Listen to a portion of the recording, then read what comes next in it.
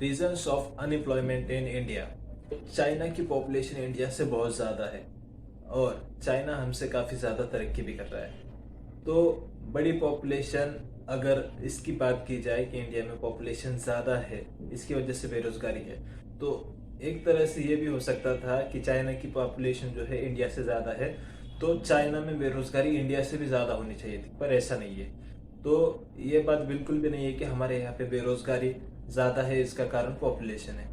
तो नहीं, ऐसा नहीं है। हिंदुस्तान में जितने भी युवा लोग हैं, ये एक समझ है कि हमारे पास अच्छी डिग्री होगी, अच्छे परसेंटेज होंगे, अच्छे मार्क्स होंगे, अच्छे यूनिवर्सिटी से अगर पढ़ाई करेंगे तो उन्हें अच्छी जगह पे नौकरी मिलेगी और अच्छी सैलरी पेड की जाएगी। तो कुछ हद तक ही ये बात सही है, लेकिन सिर्फ मान लो कि 10% ही ये बात लागू होगी, लेकिन 90% ये बात लागू नहीं होती। तुमको इस बात की सैलरी नहीं दी जाती कि तुम कितना पढ़े लिखे हो, किस यूनिवर्सिटी से हो, तुम्हारे पास कितना नॉलेज है, इस बात के तुम्हें पैसे नहीं दिए जाते। तुम्हें इस बात के पैसे दिए जाते हैं कि तुम्हारे पास कितना नॉलेज है और नॉलेज को तुम उस काम में कितना अप्लाई करते हो, कितना अपना वर्क दिखाते हो।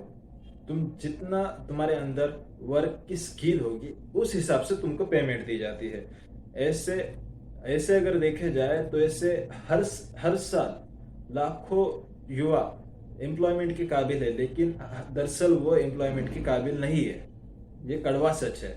एम्प्लॉयमेंट के काबिल है पर काबिल नहीं है, क्योंकि उनके पास स्किल नहीं है, उनके पास सिर्फ नॉलेज है, और उसके लिए स्किल और नॉलेज दोनों का होना बहुत जरूरी है। तो ये भी एक रीजन है। और एक कड़वा सच ये भी है कि हमारी सरकार सभी को नौकरी नहीं दे सकती। और जो भी लोग ये सोचते हैं कि सरकार बदलेगी, नई पॉलिसी आएगी, तब हमें नौकरी मिलेगी, हम इतना पढ़े लिखे हैं, हमारे पास ये नॉलेज है, ये एक्सपीरियंस है, तो ऐसा कुछ होने वाला नहीं है। और ये हकीकत में एक कड़वा सच है। सरकार सभी को नौकरी, रोजगार नहीं दे सकती। अनएम्प्लॉयमेंट के बारे में और एक बात यह भी है कि हमारे सोसाइटी की भी एक बहुत बड़ी गलती कहीं ना कहीं रही है।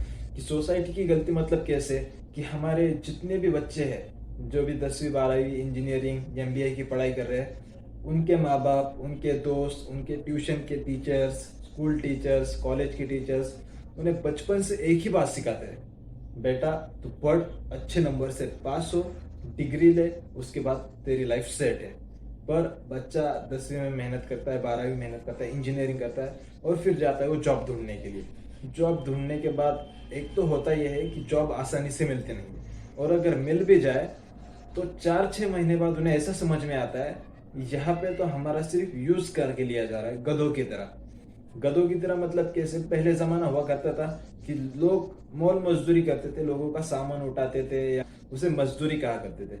लेकिन आज के टाइम की मजदूरी ऐसी है कि जो बड़ी बड़ी कंपनियां हैं उन्हें काम तो देती है पर मजदूरों की तरह ही काम करवाती है। और ये 4-6 महीने बाद उन्हें समझ में आता है, फिर उन्हें समझता है कि अरे हम तो गलत जगह पे आ गए।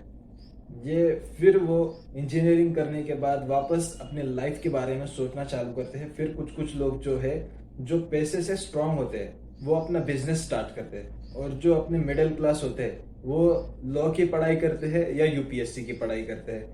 अब तीनों चीज़ों को अगर देखा जाए, इंजीनियरिंग के बाद लॉ, बिजनेस और यूपीएससी, इन तीनों चीज़ों का इंजीनियरिंग से कोई लेना देना नहीं है।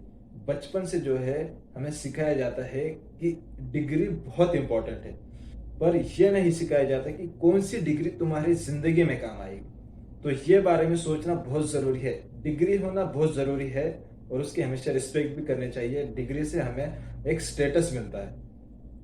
तो डिग्री जो भी हो, इंजीनियरिंग की हो या डॉक्टर की हो, जो भी हो, हमें पढ़ाई करने से पहले ये जरूर सोचना चाहिए कि ये डिग्री हमारी जिंदगी में कितनी काम आएगी। इस डिग्री के वजह से हमें जॉब मिलेगा, नहीं मिलेगा, जिंदगी की प्रॉब्लम्स जितनी भी आए हम उसमें सेटिस्फाई रह पाएंगे या नहीं रह पाएंगे। ये सब चीजें सोचने के बाद ही हमें डिसाइड करना पड़ेगा कि यह डिग्री हमारी जिंदगी में कितनी इंपॉर्टेंस है और इसकी पढ़ाई करनी चाहिए या नहीं।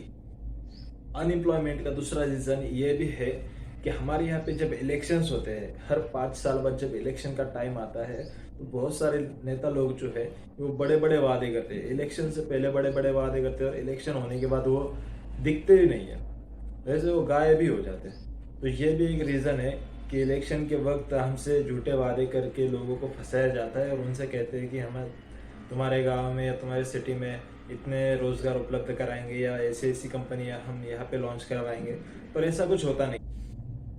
इसके आगे अगर बात करें तो आज तक कई सारी सरकारें आई, पर न तो किसी सरकार ने अनएम्प्लॉयमेंट के बारे में कभी बात उठाई, न अनएम्प्लॉयमेंट से रिलेटेड, बेरोजगारी से रिलेटेड किसी मुद्दे पे कोई उचित समाधान या कोई सुझाव नहीं दिया।